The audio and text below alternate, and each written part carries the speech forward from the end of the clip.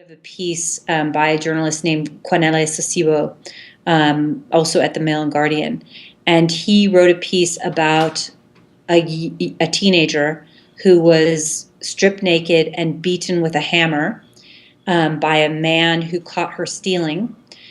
And the reason that we knew about it was because the man had his son film it. And Quanele wrote the most powerful piece about that incident that I think I've ever read about rape. And yeah, and did it change anything? I don't know. But it certainly told the rape story in a way that I've never seen before.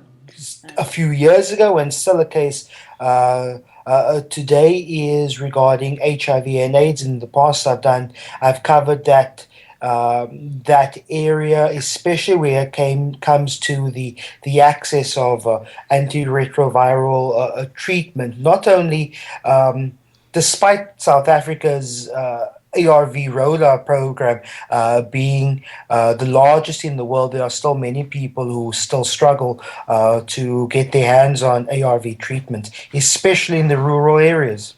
So, how did your story make a change?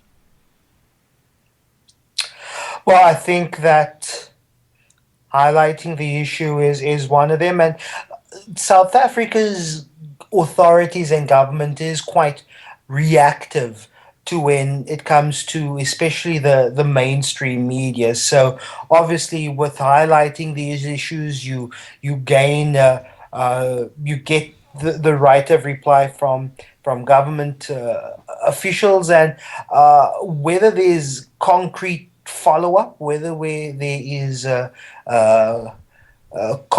concrete reaction, I think that still remains to be seen because it's an ongoing issue in South Africa, with a vast population of 51 million people, where 1 in 5 South Africans are diagnosed with HIV. So it's still a problem that we are still sitting with, and it's an ongoing follow up, one could say, making sure that these rollouts happen.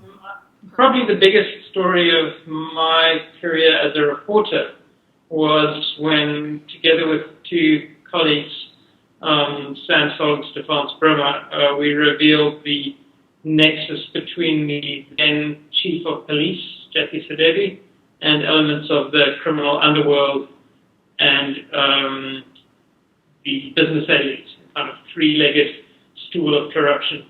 Involving the most senior police officer in the country, a corrupt mining magnate, and members of the Johannesburg underworld.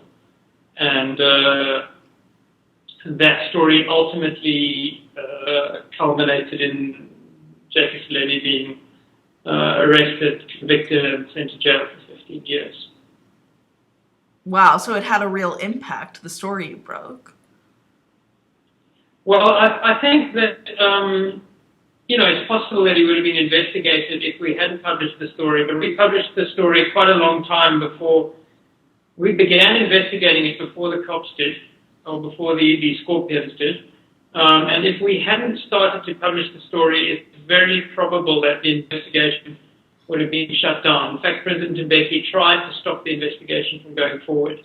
But by that time, we had created so much publicity through our continued publishing of stories around it that it was a matter of major public controversy, and it wasn't possible for political interference to end the investigation.